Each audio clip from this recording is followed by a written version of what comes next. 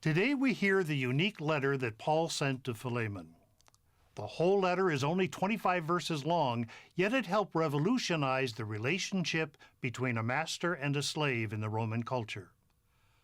Paul is writing to Philemon about a slave named Onesimus. It seems Onesimus had run away from Philemon and had been converted to Christianity by Paul.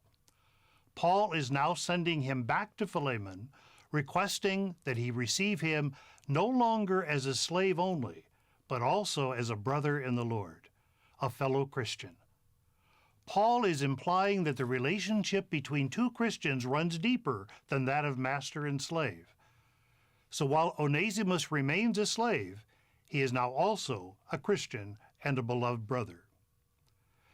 When asked in the gospel about the arrival of the kingdom, Jesus says that the kingdom of God is already among you.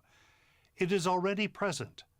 And the letter to Philemon points to that fact because Paul is saying that while challenging the practice of slavery is not within the realm of possibility at that time, changing the relationships between people is not only possible, but a fruit of the presence of the kingdom of God. Brotherhood in the Lord runs deeper than the master and slave relationship. Now, we must be careful not to take Paul's acceptance of slavery as a social institution as something we can imitate. For various reasons, the Christians did not challenge slavery at that time, partly because they expected the end of the world to come immediately, so there was no time to make social changes. Rather, they indirectly effected a change by reinterpreting interpersonal relationships, something they could do.